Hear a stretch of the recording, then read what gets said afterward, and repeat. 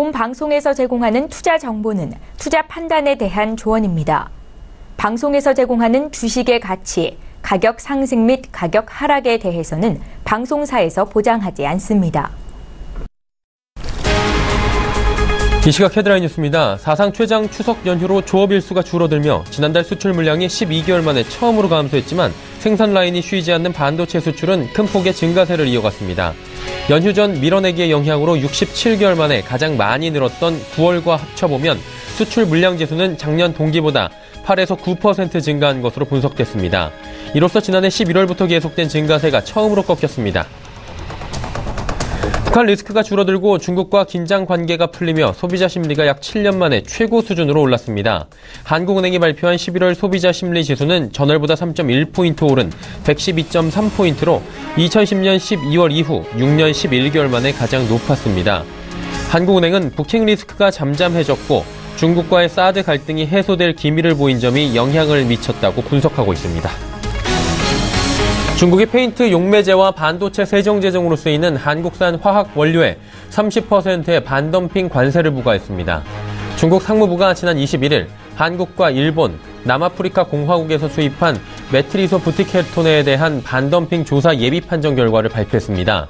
발표 내용을 보면 금호 석유화학의 자회사인 금호 PNB에 29.9%의 반덤핑 관세를 책정했습니다. 이번 결과는 예비 판정으로 최종 판정은 내년 3월쯤 발표될 예정입니다. 미국 최대 쇼핑 할인 행사인 블랙 프라이데이가 한국 시각으로 조금 전인 오후 2시에 시작됐습니다. 블랙 프라이데이 동안에는 미국 외 유럽과 중국 등도 대규모 할인에 나서 해외 직구가 많이 늘어날 것으로 보입니다. 올해는 아이폰 X와 대형 TV, 무선 청소기 등 가전제품 직구가 강세를 보일 것으로 예상됩니다. 이에 맞서 국내 백화점과 마트, 오픈마켓 등 대형 유통업체들 역시 이번 주말 직구족을 겨냥한 맞불 대형 할인 행사를 진행할 예정입니다.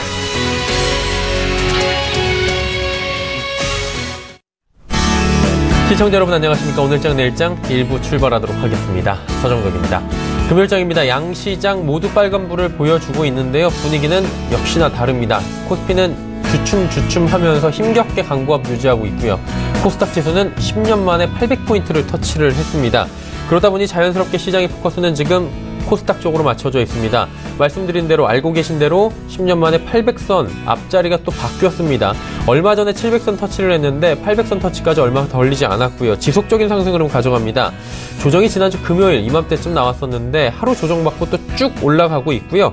제약바이오 업종뿐만이 아니라 중국과의 관계 개선에 힘입어서 엔터주들 그리고 파라다이스를 비롯한 카지노 관련주들, 부품주들까지 상승하면서 전체적으로 분위기 좋습니다. 800선 터치하면서 과열 이야기 자연스럽게 나올 수밖에 없지만 내년에는 1000포인트까지 가능한 것이 아니냐라고 좋은 전망들도 나오고 있습니다. 하지만 코스피 시장은 여전히 갈팡질팡하고요. 지금도 그렇습니다. 업종별로 흐름을 좀 달리하는 정도입니다. 일단 조금 전에 말씀드린 대로 블랙 프라이데이가 조금 전 2시에 시작이 됐습니다. 소비에 대한 기대가 커진 만큼 한국산 전기전자 제품들도 많이 팔릴 것이다. 이 관련 종목들이 좀 꿈틀꿈틀하려는 모습들이 보이고 있고요. 독일 정치 불확실성이 간밤에 해소가 됐다라는 부분도 좀 긍정적이긴 한데 여전히 투심은 이렇다 할 큰 호재가 없다라는 측면이 강해서 일단은 개걸음 장세를 보여주고 있는 상황입니다. 양시장 중에 어떤 시장이 더 매력적일지 그리고 향후의 전망들은 어떨지 시장 또 판단을 해보도록 하겠습니다. 본 방송에서 제공해드리는 정보는 투자 판단에 대한 조언일 뿐입니다. 해당 주식의 가치, 수익률 보장해드리지 않는다는 점 참고해 주시길 바랍니다. 자, 코스피 지수부터 체크해보도록 하죠.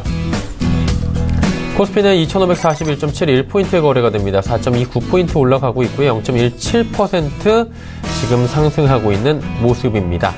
자, 일단 일종 흐름들을 좀 체크를 해봐야 될 것 같은데요. 일종 흐름 보시면 오늘 장중에 2542포인트 현재 포인트 부분이 오늘의 고점이다라고 체크하시면 될 것 같고요. 장중에 2530포인트대까지 다시 내려가기도 했습니다. 수급주체 한번 확인해 보도록 하죠. 수급주체 보시면 기관이 많이 사줍니다. 1201억 원 사고 있는데 기관 가운데서는 금융투자 출신 연기금은 할 것 없이 모두 삽니다. 개인과 외국인 621억 원, 929억 원 각각 팔고 있는 상황입니다. 시가총액 상위 종목들 살펴보도록 하죠. 삼성전자, SK하이닉스, 현대차, LG화학까지 네 종목이 소폭씩 반등이 나오고요. 지금 삼성전자 우선주는 소폭 빠지고 있는 모습들 보여주고 있습니다. 전체적으로 올라가긴 하는데 이렇다 하게 뭐 1%대의 상승도 나오지 않고 있기 때문에 지수 전체적으로 흐름 자체는 그냥 조금 도움이 되는 정도입니다. 다음 살펴보도록 하죠. 포스콘 좀 빠지고요. 삼성생명과 네이버는 지금 1.52, 0.87%씩 올라갑니다. 삼성바이오로직스가 소폭 빠지면서 38만원대 지금 지지받고 있는 상황입니다. 다음 살펴보도록 하죠. 자, 현대모비스, KB금융은 보합이고요. 한국전력이 38,000원은 오랜만에 회복했습니다. 신한지주는 약보합이고요. SK텔레콤 26만 1,000원대까지 올라가고 있습니다. 자, 이제 코스닥 시장 살펴보도록 하죠. 코스닥 시장 800선 위에서 움직입니다. 10년 만에 보는 800선입니다. 0.66% 올라가고 있고요. 또 이번 주 내내 상승 흐름 가져가는 코스닥 지수입니다. 일중 흐름들 체크해 보도록 하죠. 장 초반보다 꾸준히 우상향하면서 올라왔고요. 정호경에 803포인트까지 올라갔습니다. 그리고 고점 대비해서 지금 빠지지 않고 있는 코스닥 지수 힘이 좋습니다. 수급 주체 확인해 봐야 될 텐데 외국인이 지속적으로 사다가 어제 오늘 팔고 있고요. 기관의 매수가 강하게 오늘도 들어옵니다. 어제 오늘 기관이 좀 지수를 상승시켜주고 있는데 금융투자투신 연기금은 할 것 없이 전주체에서 사고 있고요. 일단 코스닥 지수 같은 경우에 기관의 지금 매수가 지속적으로 들어오고 있고요. 연기금 수급 주체도 한번 확인을 하셔야 되는 지금 측면이 있습니다. 개인은 380억 원 정도 순 매도하고 있습니다. 많진 않네요. 수급 주체까지 봤고요. 이제 시가총액 상위 종목들 살펴보도록 하겠습니다. 1위부터 5위 종목들은 지금 하락 반전했습니다. 셀트리온 헬스케어 모두 빠지고요. 신라젠 3.7% 빠집니다. 티슈진도 2% 하락, CJENM도 지금 0.1% 정도 낙폭이 지금 기록이 되고 있습니다. 자, 다음 살펴보도록 하죠. 바이로메드가 지금 급등 흐름들을 연일 이어가면서 주가가 어느새 18만원대까지 올라왔습니다. 로엔, 메디톡스, 파라다이스 모두 빠지고요. 코비팜이 0.67% 올라갑니다. 11위부터 15위까지 살펴보도록 하죠. 펄어비스 지금 7%대 지금 뭐 게임 잘 된다 얘기들 나오는데 지금 계속해서 올라갑니다. 19만원대 터치했고요. 포스코캠텍 올라갑니다. SK모트리즈, 셀트리온 제약은 빠지는데 오늘 신규 상장된 종목입니다. 스튜디오 드래곤, CJENM의 자회사로 알려져 있고요. 도깨비부터 해서 시그널 뭐 이런 굴제 작품들을 제작한 회사라고 합니다. 매출도 꽤 큰데 오늘 신규 상장하면서 바로 상한가 진입하는 오늘 좋은 흐름들 가져가고 있는 모습입니다. 자, 이제 원달러 환율 살펴볼 텐데 원달러 환율 오늘도 빠집니다. 1084원 50전대까지 내려가고 있는 상황입니다. 국내 양시장 여기까지 살펴보도록 하겠습니다.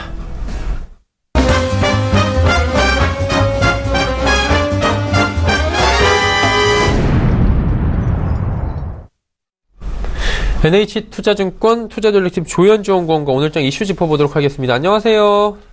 네, 안녕하세요. 코스닥부터 좀 짚어봐야 될 것 같습니다. 시장 자체가 800선 지금 터치를 한 상황이고요. 어제 보니까 코스닥 150 구성 종목이 정기 변경이 단행이 됐더라고요. 셀트리온 헬스케어 등의 13종목이 교체가 됐다고 하는데 이것 때문에 오늘 올라가는 건지 코스닥 시장 좀 체크포인트 한번 잡아볼까요? 네, 일단 어제 저녁에 코스닥 150 정기 변경이 있었는데요. 기술주 종목에서 8개, 그리고 필수 소비재에서 2개, 산업재에서 2개, 3개, 이렇게 해서 13종목이 추가가 되었습니다. 사실 이 코스닥 150을 추종하는 자금 같은 경우는 원래 그렇게 많지가 않았어요. 그래서 작년 말 기준으로는 2천억 원 정도였는데 최근 올해 좀 많이 자금이 유입되면서 11월 둘째 주 기준으로는 1.2조 원 정도 순자산이 좀 많이 늘어났습니다. 거의 6배 정도 1년 사이에 늘어난 상태이고요. 대부분의 자금이 최근 한 달간 들어왔다라고 생각을 하시면 됩니다. 그래서 한 달 동안 들어온 자금이 한 6천억 원 정도 되기 때문에 결국 현재 1.2조 원 정도의 그 자산에서 한 반 정도가 최근에 급격하게 좀 유입됐다라고 보시면 될 것 같습니다. 결국에 이런 코스닥 150을 추종하는 자금들은 꾸준하게 좀 상승할 수 있는 추세에 진입했다라고 평가가 되고요. 그렇게 된다면은 코스닥 150 정기 변경을 통해서 추가 편입된 종목들 같은 경우는 수급 혜택을 좀 받을 수가 있는 상황입니다. 거기다가 이제 셀트리온을 만약에 이전 편입이 될 경우에는 아무래도 나머지 종목들의 시총 비중이 좀 증가가 확대될 수 있기 때문에 이런 효과도 좀 기대해 볼 수 있을 것 같고요. 결국에는 이 코스닥 150 정기 변경으로 인해서 오늘 코스닥 장세 좀 수급 흐름이 양호하게 좀 이어진 것 같고요. 그와 더불어서 어제 미국 휴장이 있었기 때문에 오히려 코스닥 쪽에 조금 더 관심이 좀 모아졌다라고 볼 수 있을 것 같습니다. 그리고 환율 한번 여쭤봐야 될 것 같습니다. 환율이 오늘도 지금 뭐 하락폭이 크진 않은데 당국의 구두 개입이 있었음에도 환율의 하락세가 지금 원달러 환율이 지금 멈추질 않고 있는 상황입니다. 원화 강세가 되다 보니까 수출주 이제 슬슬 투심이 약화되는 시점이 왔다라는 얘기가 있는데 어떻게 봐야 됩니까? 지금 1085원대인데. 네, 일단 원달러 환율이 좀 2년 만에 최저치를 재경신하고 있는 상태이고요. 워낙 강세가 좀 흘러가다 보면은 외국인 수급에는 좀 우호적일 수 있지만 결국 수출주들의 센티먼트는 좀 악화될 수밖에 없는 상황이거든요. 그래서 원달러 환율의 그 워낙 강세 흐름은 양날의 칼을 가지고 있다라고 볼 수 있는데요. 일단 환차익으로 인해서 외국인 수급의 긍정적인 부분보다 최근에는 이익에 따른 외국인 자금 유입이 조금 더 크기 때문에 수출주들의 실적을 좀 해치는 워낙 강세 요인은 오히려 악재로 좀 작용을 할 수가 있거든요. 하지만 지금 워낙 강세가 수출주의 이익에 영향을 미칠 만큼 강하지는 않다라고 좀 생각을 하시면 될 것 같고요. 사실 이익단에서 좀 손실을 입을 수 있는 환율 구간은 한 1,050원에서 1,060원대 좀 밑으로 떨어졌을 때 좀 수출주의 손해를 좀 입힐 수 있는 부분인데요. 아직까지는 조금 룸이 좀 남아있는 상태이고요. 또 정부의 개입이 한 1,070원대 가면은 조금 더 강하게 들어올 수 있을 가능성이 있기 때문에 일단은 워낙 강세가 좀 센티먼트 악화 요인으로는 작용을 하겠지만 펀더멘털을 훼손하는 수준은 아니다라고 좀 판단을 하시면 좋을 것 같습니다. 그리고 시간이 참 빠른 게 다음 주면 이제 올해 마지막 달이 시작이 됩니다. 다음 주 이맘때면 12월이 돼 있을 텐데 어떻습니까? 시장 여건이 12월에도 우호적이어서 산타랠리가 좀 이어질 수 있을지 이 부분에 대한 기대감도 지금 충분한 것 같고요. 주요 이제 연말 이벤트들 어떤 것들이 있는지 하나하나 짚어주시겠습니까? 네, 일단 12월 주식시장 같은 경우는 뭐 지금 추세에서 크게 달라지는 부분은 없을 것 같은데요. 약간의 속도 조절이 좀 있을 거라고 보고 있습니다. 지금 좀 급격하게 코스닥에 대한 자금 유입이나 주가가 좀 올라오는 부분이 있기 때문에 가격 부담 그리고 과열 논란이 좀 있을 것 같고요. 조그만 대외 변수들이나 대내 뭐 이슈들이 불거지게 되면은 이 가격에 대한 부담 때문에 좀 시장은 민감하게 반응할 수 있는 상황인 것 같습니다. 일단 12월 달에 불확실성 요인이 조금 있는데요. 글로벌 선두시장 쪽에서 좀 정치적 불확실성 요인이 좀 있습니다.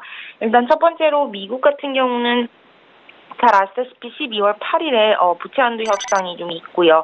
또 12월 FOMC 회의에서 기준금리 인상은 좀 기정사실화가 되었지만 그 이후 자산 보유 축소 금액이라든가 페드의 그 연준 의장 교체로 인해서 그 통화 정책의 변화 이런 것들이 좀 불확실성 요인으로 작용할 수 있을 것 같고요. 또 세제개혁 법안이 원래는 크리스마스 이전에 마무리되는 것을 목표로 하고 있는데 이게 과연 될 수 있을지 만약 된다고 하더라도 상원에서 제시한 것처럼 법인세가 1년 유예될 건지 이런 부분들이 여러 가지 불확실성 요소 그리고 변동성을 좀 확대시킬 수 있는 요인으로 좀 작용을 할 수 있을 것 같고요. 또 독일에서는 최근에 메르켈 총리가 연정 협상에 실패를 하면서 아무래도 소주 정부로 가게 되는 위기에 좀 직면을 하게 되었습니다. 그래서 이런 부분도 아무래도 유럽의 대경제국인 만큼 독일의 이 정치적 불확실성 요인도 아무래도 유로화에 좀 영향을 미칠 수 있을 것 같고요. 이런 대외 변수들 말고도 한국에서는 이제 연말이면은 양도소득세 대주주 요건 강화로 인해서 보통 차익 실현 매물이 많이 출회됩니다. 특히 코스닥 중심으로 이런 차익 실현 매물이 많이 출회가 되기 때문에 아무래도 코스닥, 코스피 조금 더 조정이 있을 수도 있는 시기인 것 같습니다.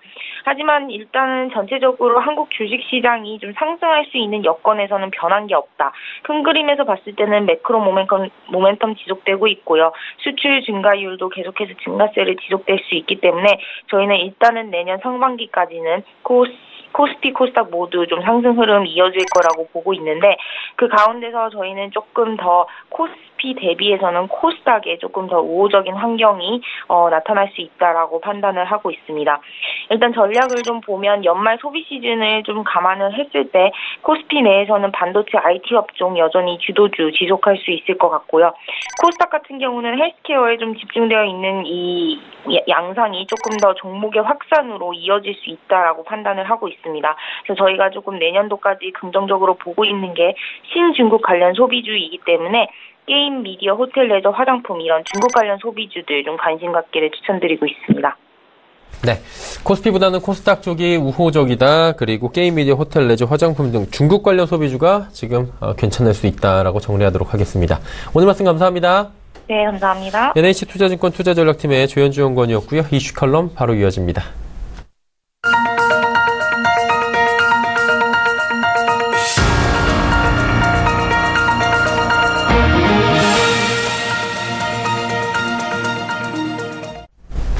마켓 리더들과 함께하는 시간 이슈 칼럼 시간입니다. 오늘은 미중산업경제연구소 조용찬 소장 연결되어 있습니다. 소장님 안녕하십니까? 예, 안녕하십니까? 네. 지금 시작한 지 한 15분 정도 됐네요. 블랙 프라이데이 정말 많은 분들이 관심 갖고 계신 정말 소비 특수가 있는 시즌 아니겠습니까? 시작이 됐는데 그러다 보니까 소비 특수에 대한 기대감들 기업들도 클 것 같습니다.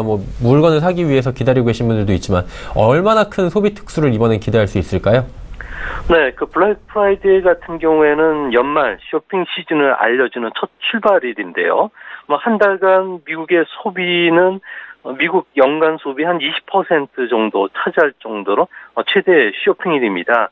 올해는 미국 소매업 협회에 따르면 1억 6,400만 명이 블랙 프라이데이를 비롯해서 이번 주말에 쇼핑을 한다고 하는데요.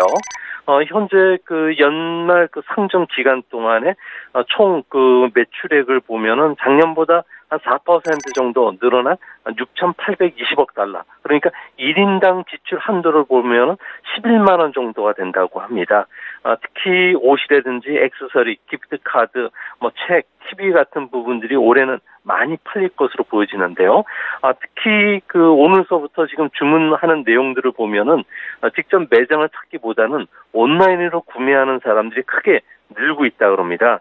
온라인 구매는 올해 특징 중에 하나가 오프라인 매장에서도 이 물건들을 받을 수 있는 서비스를 시작을 하고 있기 때문에 그런데요. 미국 같은 경우에는 경기가 11월까지 무려 101개월째 경기 확장 국면을 이어가면서 고용이라든지 소득 환경도 상당히 좋아졌고요. 1년 내내 증시가 또 화랑이었다는 점, 그리고 의회에 계류되어 있는 소득세 감세에 대한 기대감이 높아지고 있기 때문에 소비 심리가 과거 평균 3.4%보다 더 강력할 것으로 보여진다는 점에서 우리나라 기업들도 상당히 수혜가 되는데요. 특히 삼성전자, LG전자의 55인치에서부터 65인치 TV들 같은 경우는 지금 대박이 났다는 이야기들이 나오고 있습니다. 근데 이제 대박난 제품들도 많이 있을 것 같고요. 엄청 팔릴 것 같은데 블랙 프라이데이에 얼마나 미국인들이 소비할 것으로 예상이 되는지 이 부분이 좀 관건일 것 같고 어떤 상품들이 잘 팔릴지 궁금한데 아이폰 X도 이번에 나왔고 또 우리나라 가전제품들도 지금 인기가 좋다고 하셨는데 그 부분 한번 짚어주실 수 있겠습니까? 네, 지금 미국에서 나오는 자료를 다르면은 아무래도 작년 2015년도에 연말 상정 기간 매출이 가장 많았는데요.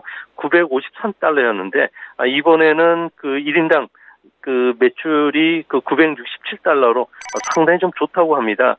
전통적으로 옷이라든지 액세서리 같은 제품들은 워낙 잘 팔리는데요. 이번에는 아무래도 AI 인공지능 스피커라든지 그리고 로봇, 드론 그리고 각종 플레이스테이션과 같은 제품들이 상당히 좀 불티나게 좀 팔리고 있다고 합니다. 온라인 상거래 회사인 아마존 같은 경우에는 맞춤형 소비 제품들을 지금 특판으로 내놨고요. 또 반 아마존 진영의 G스펜이라든지 시어스, K마트, 메시 같은 경우에도 지금 대대적인 할인 행사 이벤트를 전개하고 있습니다. 적게는 50%, 많게는 70%까지 할인 행사에 나오고 있기 때문에 소비자의 씀씀이도 더 늘어날 수 있지 않을까 보여지고요. 연말 상전 소매 매출액에는 자동차라든지 가솔린, 외식은 제외가 됩니다. 11월과 12월을 모두 합계치를 해서 나오는데요. 3분기 미국의 GDP 성장률이 3%로 상당히 높았던 만큼 또 미국 경제에서 70%를 차지하는 소비는 앞으로도 미국 경제를 계속 이끌어가지 않을까 보입니다. 그리고 이제 매년 블랙 프라이데이의 진풍경은 그 줄을 길게 서는 거였는데 올해는 그 진풍경이 좀 사라지고 있다고 합니다. 이유를 듣자 하니까 소비 패턴이 이제 변화가 된 것이겠죠. 온라인 시장이 이제 주목을 받고 있는 건데 두 공룡 기업입니다. 알리바바하고 아마존 이런 대결도 눈여겨볼 만한데 어때요, 이 부분은? 네, 온라인 상거래 사업의 사활은 아무래도 경쟁사에 비해서 얼마나 많은 제품을 취급하느냐 문제인데요. 우리나라에서 코스코라든지 이마트 같은 경우가 많아야 10만 개의 물량을 내놓는 반면에 온라인 상거래 같은 경우에는 20만 건 이상 상품들을 내놓고 있습니다. 특히 물류나 금융, 클라우드 컴퓨터, 빅데이터를 상당히 잘 활용하기 때문에 이런 온라인 기업들이 계속 확장세를 보여주고 있는데요. 앞으로 세계에서는 온라인 상거래 기업인 빅2 기업이죠. 아마존과 그리고 알리바바의 소비 경제 싸움이 이제 볼만해질 것으로 보여집니다. 두 기업 같은 경우에는 미국, 중국, 유럽, 일본에 이어서 세계 5위 경제권이라는 이야기도 나올 정도인데요. 두 기업이 특정 기업과 산업뿐만 아니라 국가나 사회에 끼치는 영향이 상당히 큽니다. 미주의 주요 사업 영역을 두고 있는 아마존 같은 경우에는 미국 전역에 한 4,500개가 넘는 오프라인 매장을 갖고 있고요. 또 미국인의 개인 지출의 5%, 그리고 온라인 지출의 33%, 소비 지출의 50%를 가져갑니다. 이에 반해서 알리바바 같은 경우에는 올해 11월 11일 독신자의 날 무려 거래 금액이 254억 달러에 달할 정도로 중국 아시아권 경제권을 이끌어가고 있는데요. 현재는 외형상으로 보면 아마존보다는 알리바바가 조금 앞서가는 모습을 보여주고 있습니다. 알리바바 같은 경우에는 2020년까지 유통 금액의 목표는 한 1,100조 원 정도 달성할 것으로 보여지고요. 전국에 3만 개 이상의 점포라든지 무인 편의점을 구축하고 50조 원을 들여서 중국 내 24시간 배달 시스템뿐만 아니라 세계에서 72시간 이내 배달 네트워크를 구성한다고 합니다. 앞으로 두 회사 중에 최종 승자는 유럽, 한국, 일본, 인도 시장을 공략해서 승리하는 기업이 되지 않을까 보여집니다. 네, 이번에는 이제 분위기 좀 바꿔보도록 하겠습니다. 북한 얘기 한번 여쭤봐야 될 것 같은데 트럼프 대통령이 대북 제재안을 발표를 했습니다. 테러 지원국으로 재지정이 됐고 9년 만입니다. 근데 시기가 왜 지금인지 그 부분에 대해서부터 짚어봐야 될 것 같은데 왜 지금일까요?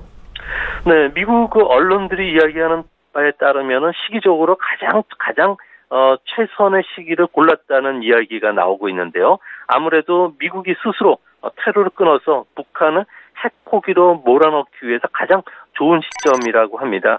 아무래도 트럼프 같은 경우에는 북한이 미국에 도달할 수 있는 ICBM을 완성하는 시점을 X데이로 보고 있는데요. 시간이 얼마 남지 않았기 때문에 해상무역 봉쇄에 이어서 앞으로 금융제재 그리고 세컨더리 보이콧과 같은 다양한 조치들이 계속 나올 것이라고 합니다. 테러 대상국으로 지정이 된다는 것은 미국이 선제 공격을 할 수 있다는 근거가 되는데요. 2003년 아들 부시 대통령 때 이렇게 테러 대상국으로 지정하면서 선제 공격을 가했던 사례도 있습니다. 왜 이 타임에 단행했는 거는 아무래도 북한이 핵과 관련된 태도를 바꿀 생각이 없음을 분명히 한 데 따른 데 영향을 받은 것으로 보여지고요. 북한보다는 중국의 원유 공급 중단과 같은 압력을 가하라는 메시지가 더 크지 않을까 보여집니다. 그리고 중국이 즉각 반발한 이유는 중국의 정책은 국제 정세가 어떻게 변하더라도 북한과 관련된 전략적 인내를 유지하는 건데요. 레드라인을 지키겠다는 겁니다. 여기에 레드라인이라는 것은 한반도의 안정을 뜻하는 만큼 지금 지정이 됐다는 것은 북한 경제뿐만 아니라 정권 안정을 흔들 수 있기 때문에 반발 강도가 센 것이 아니겠는가 이렇게 보여집니다. 자, 그렇다면 테러 지원국으로 재지정이 9년 만에 된 건데 북한도 압박을 받게 될 거 아니겠습니까? 있게 될 경제적 피해 규모가 있을 것 같은데 이게 어느 정도 됩니까? 네, 테러 행위에 동감 물자를 지원하는 국가인 그 테러 지원국에 지정이 됐다는 것은 뭐 미국으로부터 뭐 경제 그 지원이라든지 무기 수출뿐만 아니라 기술 제품의 거래도 중단되고요. 또 앞으로 있을 줄 모르는 달콤한 정치 거래라든지 경제 원조도 받을 수 없게 됩니다. 하지만 지금 그 북한 같은 경우는 기존의 그 한국 전쟁이 발생한 3일 뒤서부터 수출관리법에 의해서 금수 조치를 취해왔고요. 뭐 대적성 교육법이라든지 공산 국가에 대한 제재 조항, 그리고 미사일 수출 등 비확산 관련 법규와 같은 4-5개 촘촘한 제재가 진행되고 있기 때문에 뭐 경제적인 그 추가적인 충격은 당장 없을 거로 보여집니다. 다만 좀 문제가 되는 것은 앞으로 뭐 기술 제품뿐만 아니라 정상적인 교육 자체도 국제사회로부터 계속 규제를 받을 것으로 보여진다는 점에서는 뭐 직접적인 타격은 장기적인 측면에서 더 강하고요. 또 상징성이 의미가 강하기 때문에 뭐 중국을 그리고 북한을 뭐 궁지에 몰아넣는 마지막 단계가 되지 않나 이렇게 보여집니다. 이게 미국하고 북한하고 원래 사이가 지금 지속적으로 안 좋았기 때문에 미국하고의 그런 뭐 경제적인 조치나 이런 것들은 큰 영향이 없을 것 같은데 북한이 반발을 굉장히 심하게 하고 있지 않습니까? 어쨌든 다른 부분에서 피해를 입게 되는 걸 텐데 어떤 피해인지 궁금하고요. 이로 인해서 또 도발을 하지 않을까라고 우려 섞인 목소리도 나오는데 이 부분에 대해서는 어떻게 파악하고 있습니까? 네, 미국의 경제 제재를 우회적으로 피할 수 있는 것은 뭐 국제사회로부터 어느 정도 보완이 됐기 때문에 그런데요. 지금은 이런 경제적 피해가 국제사회가 고립이 될수록 더 커질 수밖에 없다는 겁니다. 아무래도 차관이라든지 구조조정 프로그램에 의한 대출을 국제사회로부터 받을 수가 없게 되고요. 또한 그 미국 수출입은행으로부터 보험 혜택을 못 받을 뿐만 아니라 다른 금융기관으로부터도 차입이 불가능해지게 되는데요.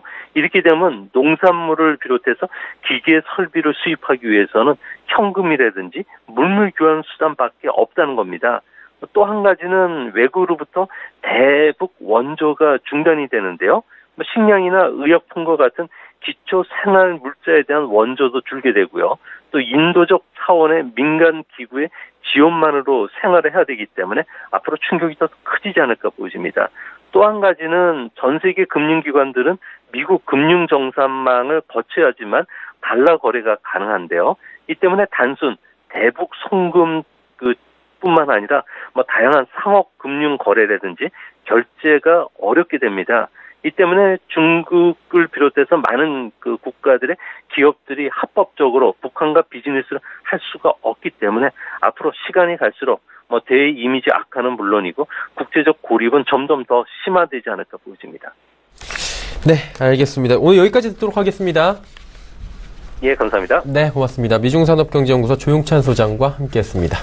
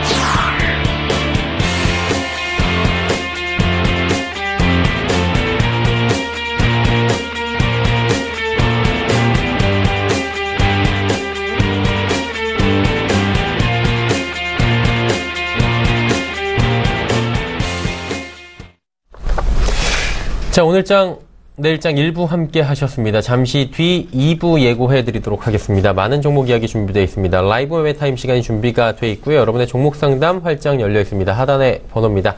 100원의 정보 이용료가 부과되는 샵 0082번을 통해서 종목 상담 지금부터 남겨주시면 됩니다. 두 분의 전문가와 돌아올 텐데요. 3시 45분 증권트레이드센터의 최명성 소장 오늘 처음 출연하십니다. DB금융투자증권 범버지점의 이영환 차장 두 분과 돌아오도록 하겠습니다. 2부에서 뵙겠습니다. 고맙습니다.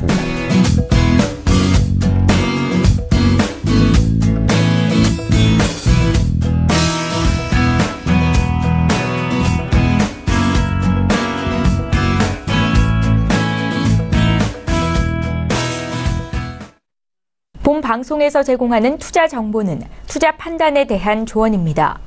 방송에서 제공하는 주식의 가치, 가격 상승 및 가격 하락에 대해서는 방송사에서 보장하지 않습니다.